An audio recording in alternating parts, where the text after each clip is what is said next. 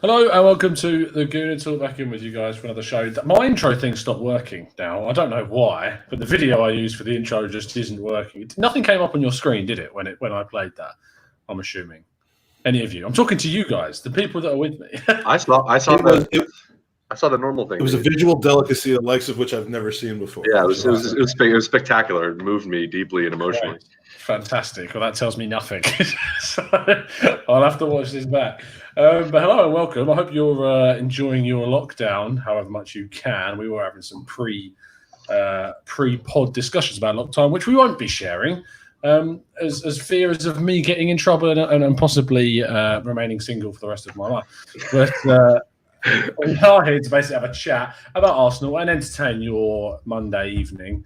Or afternoon for these guys, but I just felt like I haven't done a podcast in so long that I needed to fill up the space with something. So I put the word out, and the three people that have nothing better to do with their lives are joining me right now. So let's introduce them. First off, it's the man who cannot stop being annoying no matter how much. So I actually blocked him on Twitter for a day, removed my block, and I don't even think he knows I've done this. But I removed the block just so that he would stop following me for a little bit, because every tweet that I would put out, I get a little dig comment here and there. He knows who it is by now. Yeah, I know who you're talking about. I had no clue that you blocked me, you dick. Now, you should have told me that at the end of the podcast rather than the beginning of the podcast. You're right, I should have done that. That was a mistake. But Have you never done that? Have you ever like blocked someone for like a second and then unblock them just so they stop following you? Have you not done that? No, I've not done that because I didn't even know that was a thing. Yeah, that must be something. That must be something that just people under 25 do, because I would never do that to a mate. You can look at the emotion that was happy and drained from my face. I mean, come on, man. We're also joined by John. How you doing, mate? Doing, great. I was saying before the thing, I feel like I'm living like the same day over and over again. So doing the podcast really helps to kind of break everything up a little bit, and it's good to see you again. So likewise, mate. I think Mike would have said that other than from what I just said a second ago. I'd like to welcome a guy on the podcast who's an absolute cunt, but I love him, and here he is. Be happy. Yeah, thank you. I appreciate that intro. Tom, how you doing, mate? Good, all is well. It does feel like Groundhog Day, so this is definitely a way of breaking up things, man. So it's good to see you boys again. Yes, and, the words that was described by the boys. This is the first time I've been on with Tom, I believe. Maybe it was Tom. Were you on the podcast that I tried to do from the Trevi Fountain? Yeah. So I don't know if that counts or not. So yeah, the last time I was on this podcast, I was in a place that was shortly infested with coronavirus after I left. Coincidence? So take that for what you will. Yes. Yeah. It's because their internet sucked and I couldn't get on. We've had you from a moving vehicle. We've had you from an Italian fountain. It's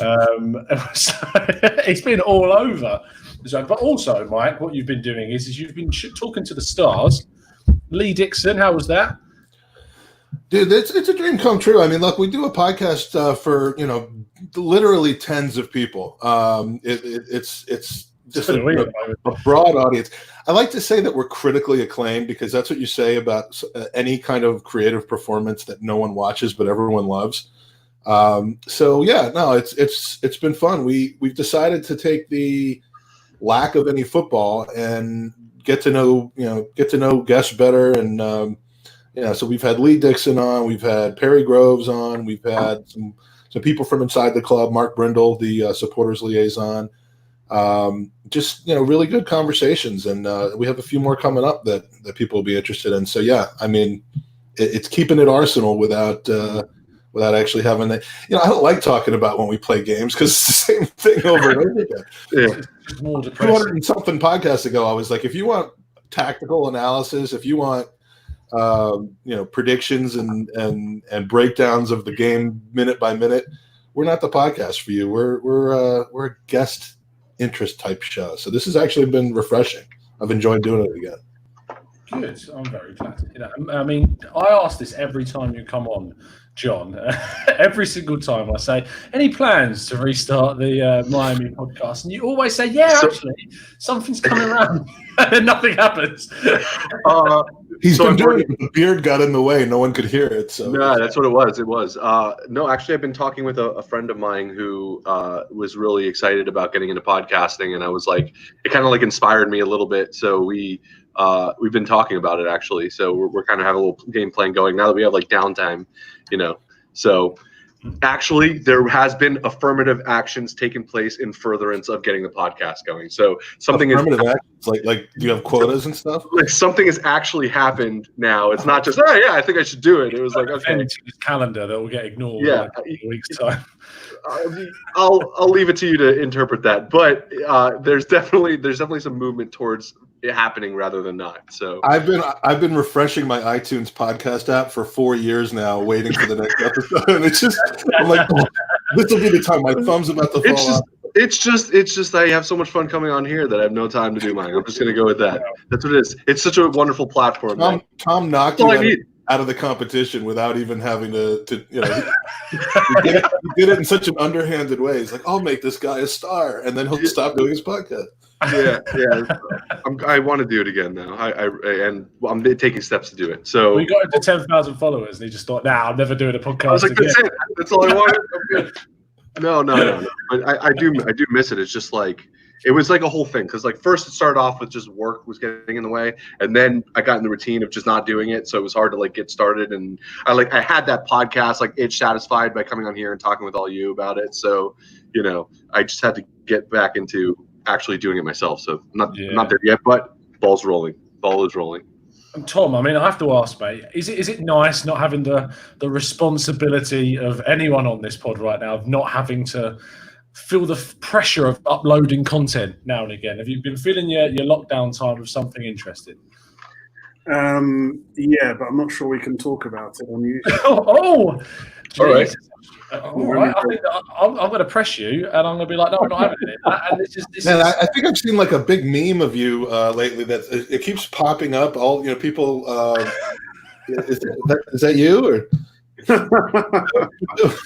Oh gosh, no! It's congratulations. It's football's been. It's kind of been interesting to have a little bit of a break. Watching some of the old classic games. I won't lie. I've actually been watching a lot of boxing actually. Oh, nice. On Sky Sports, BT as well. They've been posting so many old like classic bouts. So it's really how old? What's old and classic for them to show? Because I mean, I remember growing up, and I'm definitely the oldest one by far on here. Yeah. But some of those bouts in the 80s and 90s were just incredible. Are they going that far back? Are they going like? Yeah, they are. And the thing is, it's almost like you don't appreciate it. It's almost like a surreal kind of quality to them because boxing's kind of come back again, and I'm a big boxing fan. Definitely my number 2 love after football.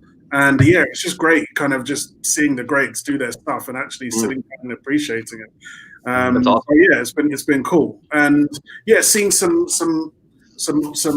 vintage Arsenal games as well. But we've had so much heartache over the last 10 years. So every time Arsenal.com are putting out content, you do feel like they're definitely cherry picking some.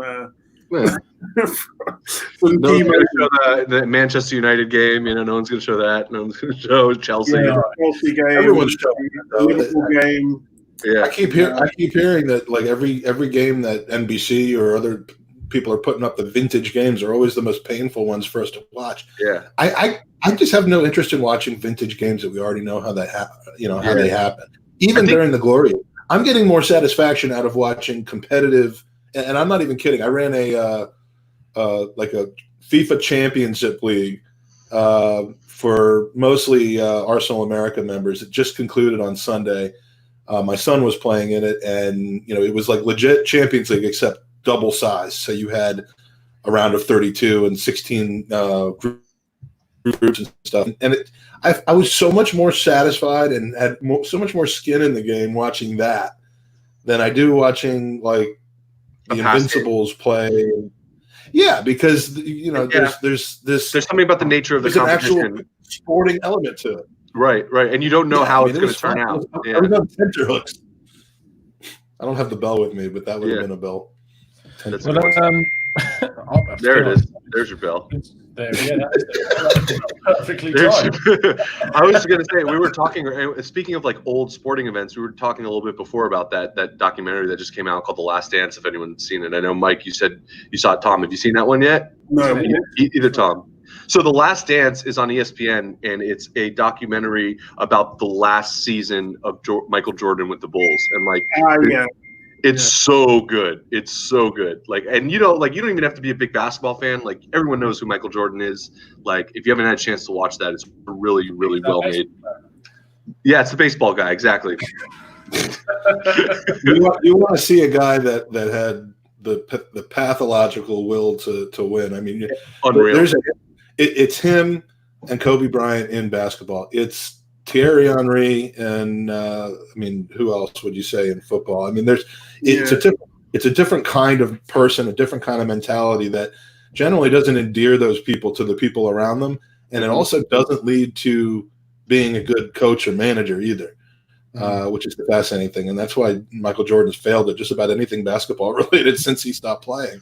Yeah, but he just insatiable will. It wasn't even like he wanted to win. He had to win, and it's crazy. Like, you either are like that, you can't learn that. It's just something that you have innately, and that just over time, you have to. It's amazing. If you really want to look at it's essentially the story of Mustafi. Mustafi cannot handle anything other than being at the top. Right. Those last-ditch tackles where he just knocks someone off his feet, that's the will to win. So this is what happens when you don't have a script. Michael Jordan is compared to Squadron and Mustafi. Where on earth? I'm comparing the managerial Michael Jordan to the active Squadron Mustafi, if that helps. There's a term in American sports which I really, really like. As an Americanism, is the word clutch, and I don't see why we don't have that in football. Clutch is a great word. You do. You have clunge. Oh, wow! This is the tone, and this is Mike, and it's just right, man. Right. I always thought those two were interchangeable. No. I mean, why don't we have that? I drop in the C-bomb. Is that because we have so many flaky players? But no, there's that when you have a clutch player. And I've tried to think of in football, who could we ever refer to in Arsenal as a clutch player? Alexis, and in a weird, Alexis, I think would be a cluch player where he would just pull something out. Anyone from Manchester United in the last 10 years of Fergie, because Lacazette or Aubameyang. With 5 minutes left, they were going to score. In Arsenal, in our last 10 years, who would you call a clutch player? Well, Henry was clutch. I mean, Henry would Henry, he would be in a situation where Henry there'd be a situation where, and players that have played with him have talked about this, where they'll go into a game and be like, we haven't scored yet, but Henry hasn't scored yet either. So, I think that there's no more clutch performance than Leeds United. Yeah. Where the guy came back. Does he still have it? Is this kind of a joke loan signing? Is this a ceremonial thing? And then he comes on with 15 minutes to go, or whatever it was, and does that. That was clutch. I'm not sure we've seen anything since then. Here's one. How for a clutch player? What about Giroud off the bench? That was pretty clutch. There was plenty of time off the bench where Giroud was clutch, and he scored in the last 15, 20 minutes of a game off the bench. Believe it or not, I actually agree with Esplandank in the chat. I was thinking Fellaini when you said that.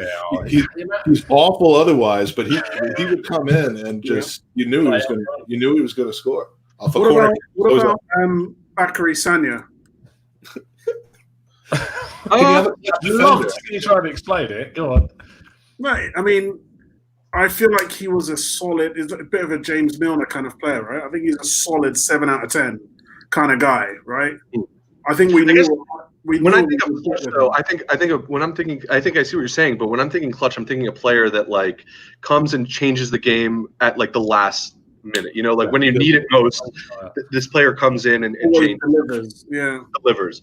You know, like Henry always did that. Giroud did that sometimes, I think. Alexis did that a lot. No, I can't. Giroud, no. Well, look, hey, you could disagree with me all you want. But like the guy scored on. Oh gosh, you're wrong, John. I'm not. You're just wrong. If you look at the definition of the clutch, like yeah, there were times when he wasn't, but like there was a good period of time when he absolutely was. Off the bench, he was a clutch player. I think Van Persie in that year before. I feel like we're getting different opinions about what the clutch means. Yeah, no, it's true. That's why I'm defining it. A clutch is a player that either affects or completely changes the game at a point when you need it most. But isn't that consistently though? I thought that's the whole point. It doesn't necessarily have to be consistent. You can have a clutch moment. You can have a clutch moment. You can have like something against Cardiff.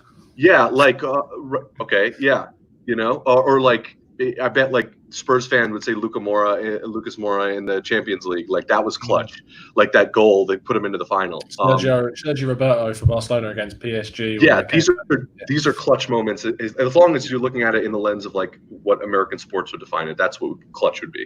You know, hitting a grand slam in Game 7 of the World Series, that's clutch. Yeah. Fair enough. I mean, that's not the one thing that we have a word for that you don't. Yeah. It's the anti-Bell word. Yeah. The one word. I think there's plenty of words to use that we I would have no clue about how to put it into Clutch is who you're going to trust with the ball in injury time, Mackenzie. That's 100%. I think that's a great like Michael Jordan, North Carolina versus Georgetown, and like his that's painful. Come on. You're a Georgetown fan. That's right. Right, let's go on to some more Arsenal stuff because weirdly, even though there's been no football, stuff has still been happening. Interesting conversations. I want to talk about this. I don't know if you've had a chance to listen yet to the Szczesny interview on the Arsenal website, but for me, it was interesting in two ways. One, because it's the first bit of Arsenal content on their site that I've seen that's actually been, I don't want to use the word honest, but just like there was a lot of honesty in the conversation. And I see Arsenal as very censored, very proper, very, they don't like putting out stuff that could be looked upon as negative. And Szczesny came out, and has any of you actually listened to it yet at all? Or am I going to have to fill you in? I haven't, so I'm pulling a Webby on this. So in terms of like there was a few topics that came up. One of them is I thought they were going to talk about his smoking. He talked about the smoking bit, and he talked about how that incident basically led to him leaving Arsenal because whilst at the time he didn't think that was a defining moment, he said that when that happened, he was still thinking about being at the club, winning his place back, and it was during that time where he had an absolutely horrific run, and Fabianski took his place. And then he also talks about how after the parade, and he talks about very honestly how he's never really been suffering from a hangover quite as bad as the one that he had after winning the FA Cup and then did the parade the day after. So it's interesting in two senses. The literal content is interesting about what he said. And then also the fact that on the Arsenal website, this is the content that they were producing. So first of all, on just Szczesny, I'm interested to get your thoughts on the keeper because for me, if we ever did a top five, TGT top five list of like players that we let go that we shouldn't have done, Szczesny for me is that guy. And one of the things that he talks about is how Arsene Wenger basically just didn't give him another look in. He went to Roma. He went to Roma thinking that this is his opportunity to show why he should still be the number one keeper. He said that he felt that he was the best keeper in England at the time that when he left, which you need confidence. And some people might say he's mad for thinking that, but he won Golden Glove with Petr Cech during his time when he was competing with him at Chelsea. So, John, I'll come to you first, mate. Wojciech Szczesny, clearly this is someone that had the potential. I mean, you can just tell from where he's at now. What do you think about when you think of Szczesny? So, and I've been pretty vocal about this. I loved Szczesny. I know that he had his moments where it was a little shaky, but like as an actual keeper and like his skill and potential that he had and his just love for the club, which is something that you can't really take away, even though it's not as relevant necessarily for the purpose of how he performs on the pitch. I think it does apply itself to that, because you want a player who's going to step in and play for the shirt, right, and play for the badge and play for the fans, and that was Szczesny to a great degree. And then putting that aside, he was a good player and still is a good player, and that's only evidenced by how much trust he has at Juventus right now, playing along with players like Cristiano Ronaldo, Dybala, like these good players, and he's doing really well for them. And to step in the shoes of someone like Buffon is a testament to how much they see the potential in Szczesny and how much that our faith that we had in him throughout his time here. And I think a lot of fans are upset about the way that ended, but it is a testament to the belief that we had in him as well.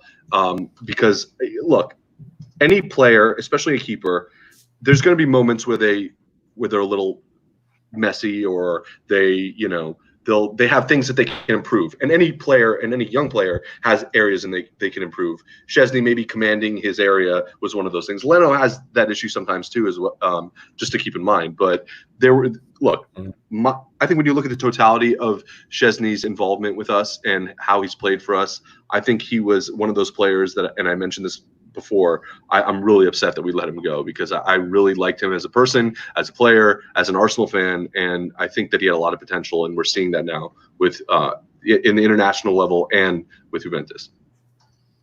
Yeah, I can't see anyone who's at the club right now who had the same sort of understanding of Arsenal in the same way that I always looked upon as Szczesny. I mean, you look, even when he moved off and he wasn't there and we beat Spurs and he put out that video that gets put around. It's happened again. The It's Happened Again song. I mean, that was brilliant. Mike, is he someone for you that you would happily have right now over, say, Bernd Leno? I don't see that huge of a difference. Of course, I don't watch a lot of Italian football unless I'm in Italy. But I mean, is he the better keeper? Probably. But are we okay at keeper? Are we solid? Do we have the keeper for the next 5 or 6 years at least? I think so.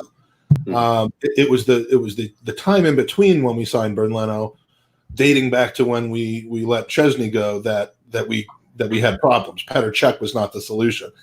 I think that the issue with Szczesny dates back to, I mean, I remember when I first heard his name, he was essentially Matt Macy or Dejan Iliev. He was the third guy. He was the guy starting games that you'd hear about in the academy, in the U21s, and he was not, I don't think, ever. I mean, I could be wrong about this because I haven't spoken to people, but he was never really intended to be the number one at Arsenal. We had Vito Manone and Lucas Fabianski and Almunia, and I mean, I laugh saying those guys' names looking back, but Wenger, I don't think, ever pictured him being that way. And I don't recall the exact circumstances into which he broke into the first team, whether it was through injury or otherwise. But I don't know that Wenger ever saw him as being in the style of of a seaman or a layman or any of those types of characters. So by the time he started playing, he tended to make the odd mistake, both on and off the pitch, and it was easier for Wenger to kind of just cast him off in his mind. And once that happens, you're really not going to make your way back for better or for worse. And it wasn't quite the same with Serge Gnabry, but I think in Szczesny's case, it was just over for him, and he did take the leap. As soon as he left us, he got better. He got much better. So, all the looking back and saying, oh, we shouldn't have done this, we shouldn't have done that. Maybe we shouldn't have sold him for as little as we did. But, that's a moment that's passed. I love him as a person, though. He's got that Frimpong kind of like character where you love the guy more for what he is off the pitch than for what he is on the pitch. But Szczesny put it together on the pitch as well. So, good luck to him at Juventus. I'm fine with Leno going forward. I don't, that chapter's over. No, fair enough. You got to move forward and look forward to that. But I just think there were times in his career which people just sort of slate as well. I mean, I saw Omar in the chat saying that what happened in the Birmingham game was unforgivable. And Tom, I think that we look at that Birmingham game. I mean, he talked about it in the interview. And he said that he doesn't even think about it. It happened. It was a low point in his career. He said that even the Southampton game where he was caught smoking in the showers, he looks upon that as the worst goalkeeping mistakes in that game. But for you, is Szczesny someone that would easily get into our team over Leno, like the same sort of thing with Mike was suggesting, or would you sort of side with Mike in saying that it's not really any different? Yeah. I look at ex-players like ex-girlfriends, and sometimes... How many have they got? Well, Arsenal have had a ton of players. Yeah. Sometimes I think it's easy to look back with rose-tinted glasses and that, things were better than they were. And sometimes that you just need to break up, right? And I think with some of that generation, I think what's possibly a bit more revealing was Cesc Fabregas's interview with Arsblog, because I think that a culture really set in at the club where you had a lot of young players, a lot of flashy guys. They were living the nice lifestyle, the Colney Crash as it was called, and I think there were some players who definitely bled for the club, like your Jack Wilsheres and your Cesc Fabregas, who bled for the club but also had the technical quality. And I felt like a lot of other guys didn't live up to that. And so, year in, year out, with all the failure, it could, that kind of malaise can kind of set in. So, do I think he's a great player? Absolutely. But I don't think he would have been as good a keeper as he is now if he didn't leave. So, it probably is better for him that he moved on. Well, there was an issue with the goalkeeper coach too, wasn't there, Tom? Yeah, exactly. And personal issues don't lend themselves to top game performance. Exactly. Right, and you can even maybe attribute some of the mistakes that he was making to that. Yeah, and Italy is the home for defending and obviously goalkeeping. So, I'm glad for him, to be honest. The fact that he kept Alisson out at Roma, the fact that he keeps Buffon on the bench, it says a lot. So I'm just happy to see him do well. Leno, I actually like Leno. He's maybe not as animated, slightly more boring, but I think with the defense he's had to put up with, the performances, some of those saves he's made for us, honestly, like absolutely world class. I think if he was playing in a top 2, top 3 team, people would really hold him in much higher esteem. I think just because we're Arsenal, we're not doing so well at the moment, that he kind of gets overlooked. But if it was up to me and I had a straight choice between the two of them, all things considered, I'd go for Leno. Wow, it's comforting having him back there. That's the best thing you can say. I'm not nervous. Look, he's made some absolute. He's the reason that we got knocked out of what was it, the League? Europa League, yeah. I also saw him do a howler against Chelsea right before the end of last year during the Christmas period. But again, I think he saves us more often than he lets us down. His reactions are, Szczesny's best parts were his shot stopping and his quick reactions. Leno is as good or better at that particular part of the game. And if we got our defense sorted out in front of him, he'll be. There's no reason he's not a top 3 to 5 keeper in the league, and that's enough to win you the league. Yeah. If the rest of the people are fine. I like Leno's distribution better too than Szczesny's. That was one issue that I think he still struggles with, is getting the ball out to dangerous areas, and that's something, especially when you see the way Arteta plays, is something that you need to do really well. And I think Leno has been picking that up, in a way that's going to lend itself to helping us out in the long run. And I haven't seen Szczesny's wife, but Leno's. Oh my god. That's the only valid. She's been getting me through this lockdown. I think we can have a separate podcast just on that subject alone. Yes, I think that will be after Tom retires from. Could we? The question is, should we? After dark. As soon as we replenish our tissue supply. This podcast, even though I was like, I never should have used the word unscripted in preparation. The lack of preparation beer, especially with Mike coming on. Well, see, normally he sends me a script, and I have my people look it over and make their I have punch it up a little bit, guys. Because I've got a question which I want to put out there, and I've got an answer. So what I'm wondering is, what do you guys think about how the league should be finished or restarted and everything? Because it's you guys are so well read and studied in the game, and I've got a few theories of my own, but for me, this is they've been at it for what 4-6 weeks or something, and they still haven't got a solution. I mean, what's going to happen? What do you guys think what do you think will happen? And then what would you like to see happen? John, you got to pick who to answer first. I'll just preface it by saying I definitely don't want Liverpool to win the league. So if we could somehow end it where, after all of this, they don't win Champions League or the league this season. They're definitely not going to win the Champions League because they got knocked out. They're out. No, but I'm saying if we can get both of those in the same, that's ideal for me. So if we could, extrapolate and kind of come up with whatever way we think it should end. But any way where that is a reality is the way that I hope it goes.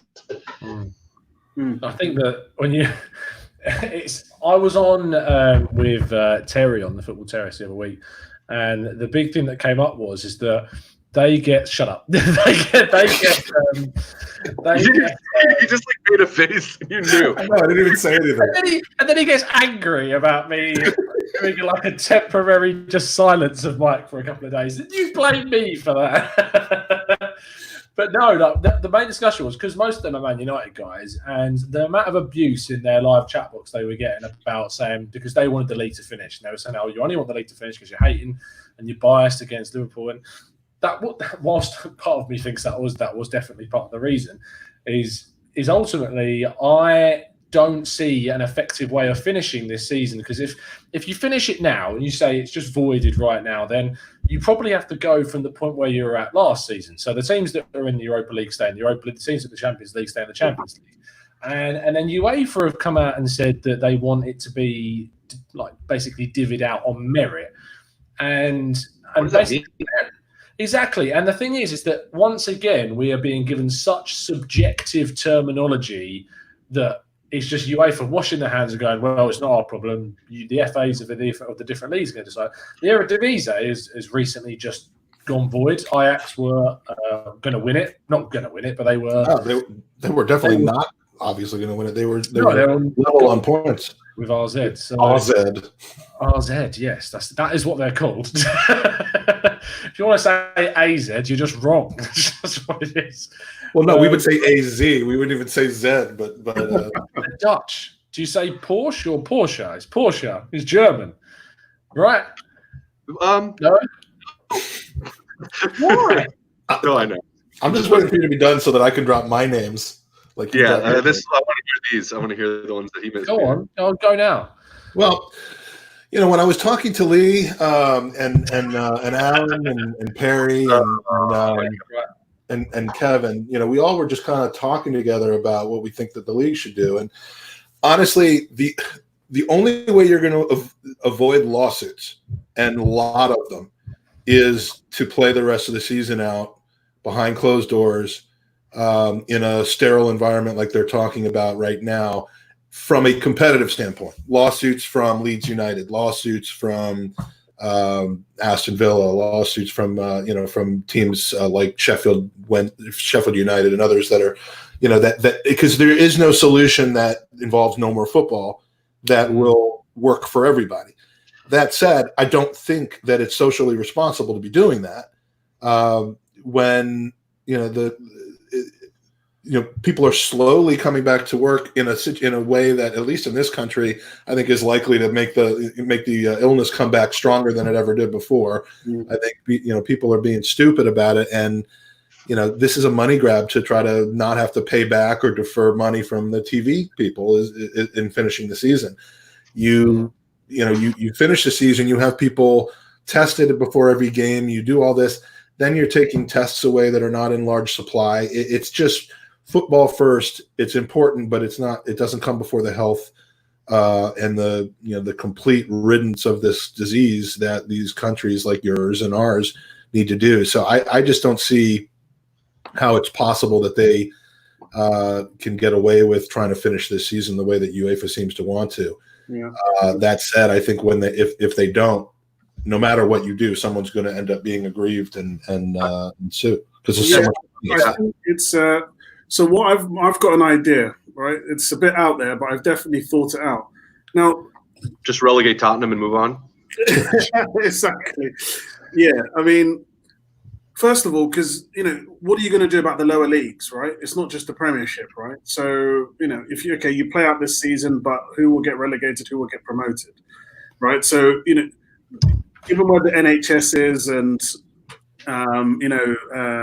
central services needed per game, for me it just doesn't make sense. And what happens, for example, if they're in a prison camp style World Cup hotel lockdown, they're training, whatever, we're playing every 2-3 days, and then we have an outbreak. Say, Tottenham get 20 cases of COVID, right, and the entire first team is gone. What do we do then, right? Do we stop? Do we go again?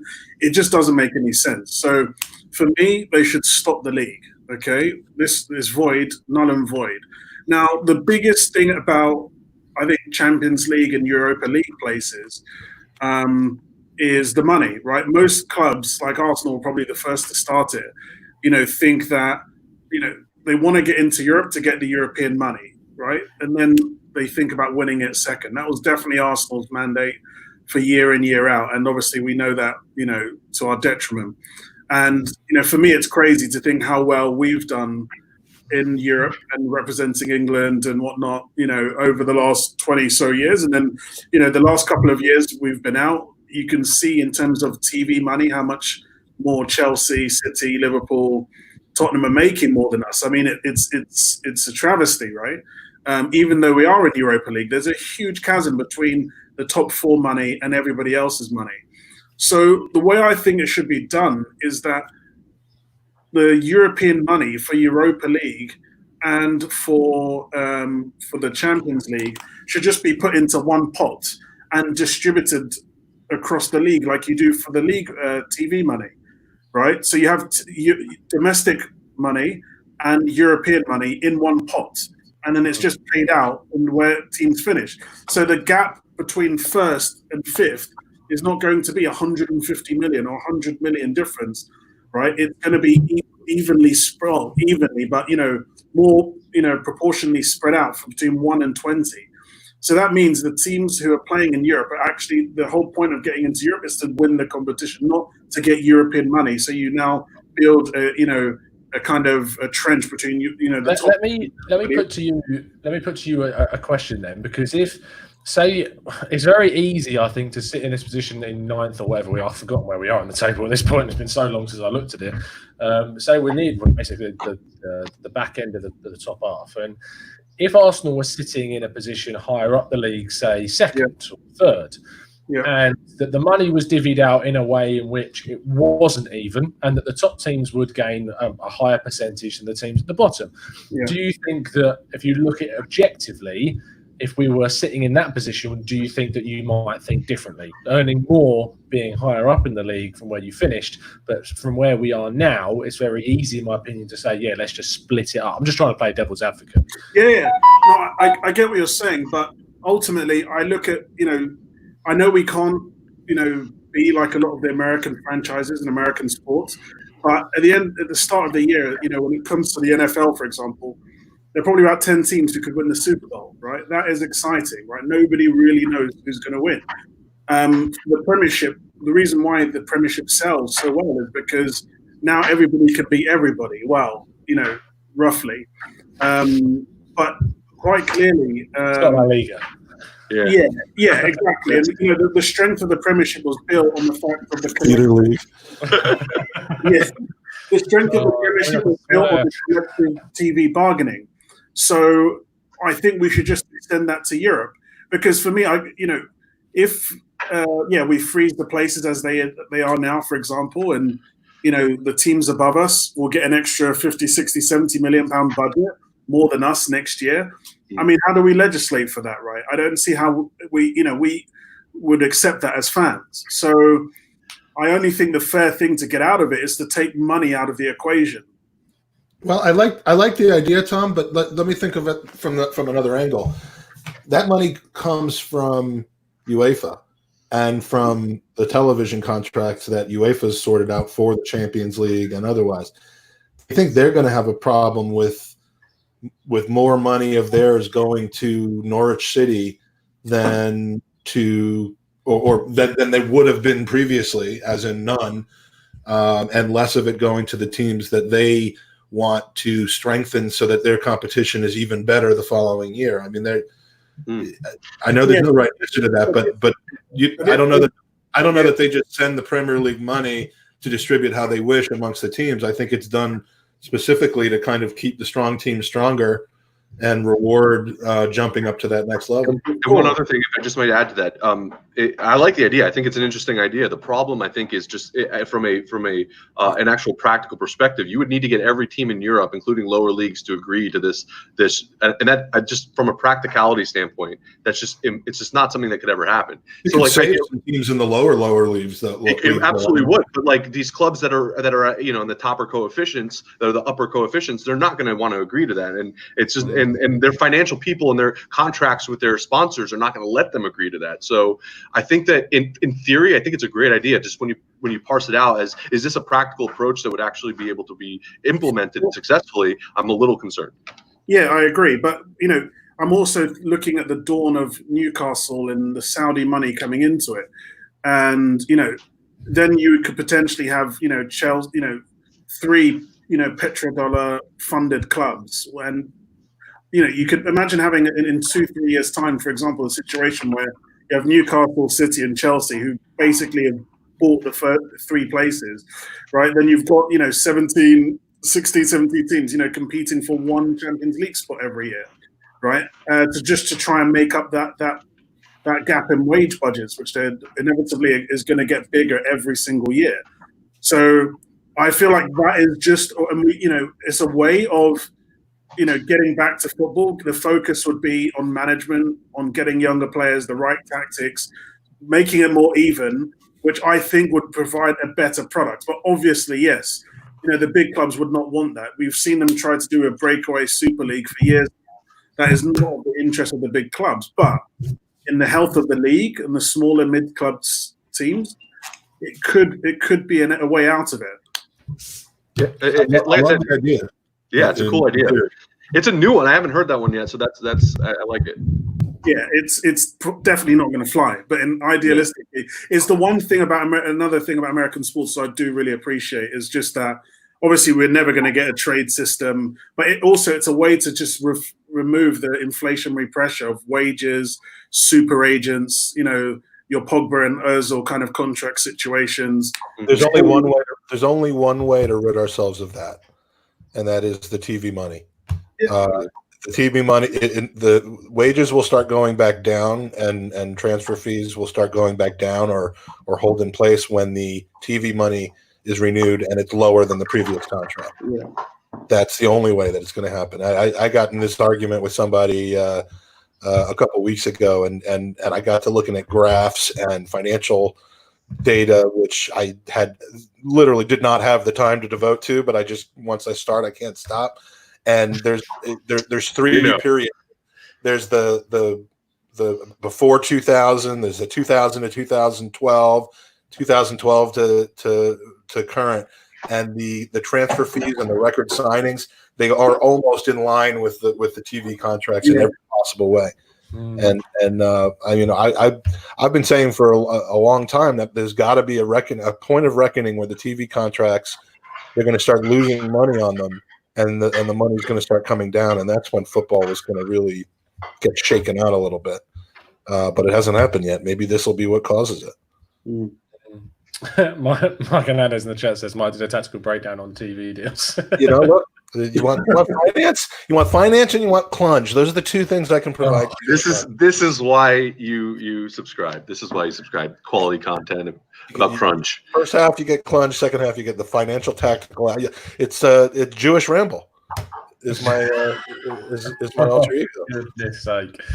Let's heard of Swiss Ramble's out. Jewish Ramble's out. Serious thing. Simi Kid says that this may be an opportunity for the power clubs to finally push through the Super League. What are your thoughts on that? What they wanted? Interestingly, the Power League, the Super League, the European Super League, is something that there's been a lot of big clubs that aren't in favour of this. actually. Arsenal are definitely one of the ones I think that are not in favour of it, but also extremely scared that if it happens, they won't be invited to it, I think is where Arsenal is. I think the problem is that they are intrigued by it, and that they need to rid themselves of that. I mean, that's a large part of what the We Care Do You movement was about that didn't get addressed, was the coming out and saying this isn't something that we want. And they've never come out and said that. They've always stopped short of saying that we have no interest in that. We want to support the Premier League. I think they've assumed that they'd be in it, and that's not so safe of an assumption anymore.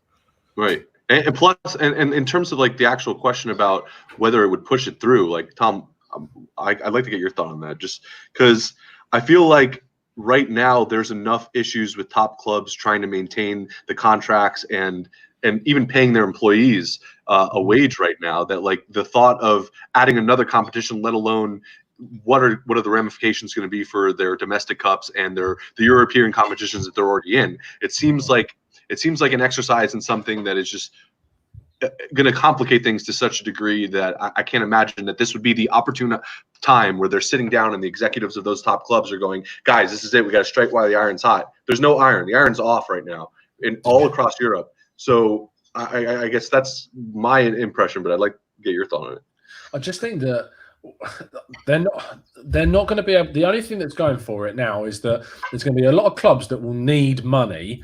Arsenal are one of those, and that will need injection of funds from somewhere that isn't going to come from up top.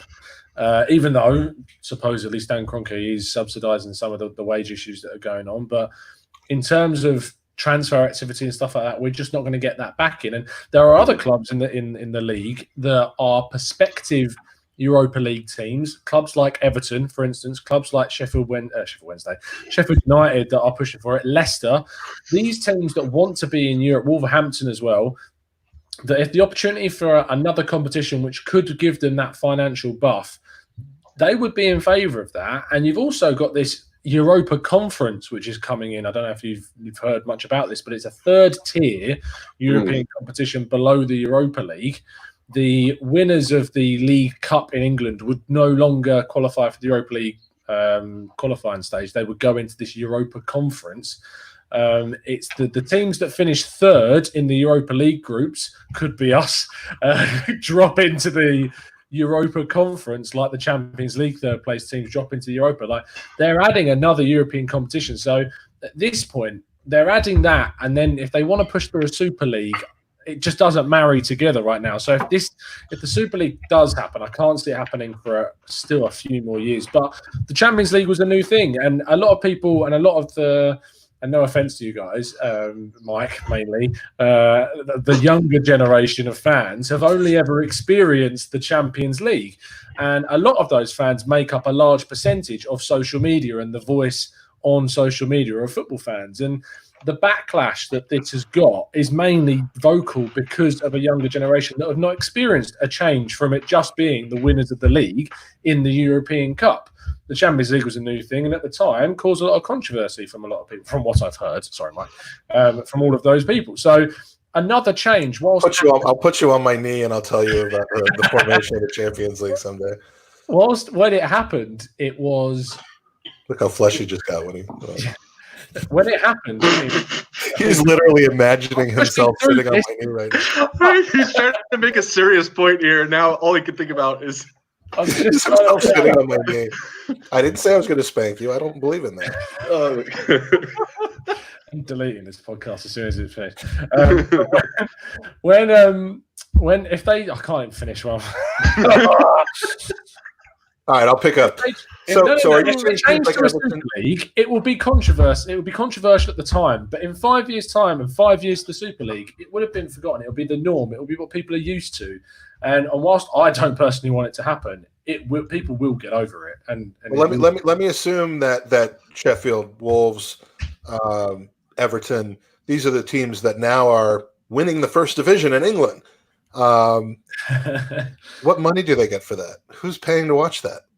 Yeah, Sheffield fans, I'm guessing. Yeah, well, I mean, who's buying a package from the U.S. to I mean, there is a market for championship football here in the U.S. on ESPN Plus. You can watch Fulham and and Barnsley if you want to, or you can watch some games. I doubt that package sold for very much, and I doubt that the sponsors of those teams are their naming rights and the shirt sponsors are paying as much, and that's the problem. You crash the market of any team who's not in the Super League, and it just destroys the game in the countries for every team that's not there. And I don't think even Arsenal and not only that, but we're going to finish last in it every single season anyway. If we're in, just because of our name and our history. So, this is enough. I mean, football's fine the way it is. Stop trying to fix it. I mean, they've been trying to fix it for years. Yeah, sorry. I think a lot of that is driven by money, right? It's like the World Cup expanding and everything. It's just the way things are going. But that's different. Expanding a competition is one thing to get more teams in it, but that just affects the competition. You end up maybe having a slight impact on the outcome of it by adding that. But if you played a World Cup of just 8 teams that have the glory teams, Germany, Brazil, and then you had another competition with the other 30, 24, you're devaluing both by doing that. Yeah, I just think that there is an element, I guess, of the loss of prestige of a competition because I don't think that some people have said that if the top 6 leave, it's not a case of the top 6 leaving. But they read the rest of it. Yeah, they'd still be in the Premier League. It's just there wouldn't be a Champions League that there is now, and it would be on a league team by team playing every round robin situation like the Premier League is. And I just think it would lose the magic. Knockout competition is magical because of the final moments of winning a knockout game in the quarters, the Barcelona PSG game. There's so many examples. And you can't travel to Ukraine anymore. We wouldn't be, the travel to the draw when you see which teams you're going to be playing, and if you go to home and away. I mean, I'm not kidding. That's part of the if you're always going to Barcelona or Milan or or Munich, it loses its luster. I just don't see this as something that needs to be fixed. This would be the ultimate money grab. I love watching the representatives of the smaller European teams in the draws when they get drawn against a huge European side. Like, was it Red Star, the representatives of Red Star, when they got drawn against Barcelona, and you could just see the faces of the people. I love when the club representatives of the small Greek teams come over to England and they share their coronavirus all over the stadium. And then I take a stadium tour and I sit in the exact seats where they were sitting, and somehow I don't get sick. That's my favorite part about the Europa League. So random. I mean, to be fair, there hasn't been much good stuff in the Europa League, so we're clutching at straws here. So I can kind of see where he's coming from there. Oh, you just did the clutch callback right there. We're back there. You go. Speaking of rounding things off, that is where we are going to finish things. Thank you ever so much for tuning in. Thank you to my guests. Definitely to Tom. Thank you, Tom, for some insightful. Even to be fair, I say that there was a comment right at the start from you that was questionable. So I don't think anyone's gotten away from this in a perfect manner. But that's what happens when I'm on the pod with Mike, right? He just has that effect on people. He does. That's his thing. Everyone reverts to the mean. Yeah, he does. That's what he does. But thank reversion you, to the mean is what it's called. You can follow Tom on Twitter at @quantum_king. Thank you, John, who is going to be hosting the upcoming 2028 Miami Arsenal podcast. Martinelli's son is better than we thought he'd be.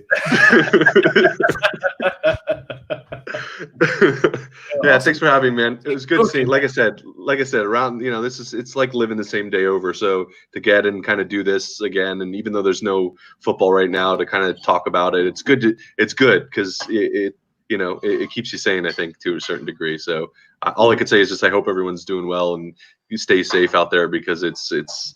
We don't know when this is going to end, but hopefully it's soon, and that you can use stuff like this into podcasts and having fun as just a way to add some levity to it, because it sucks. Yeah, for sure. I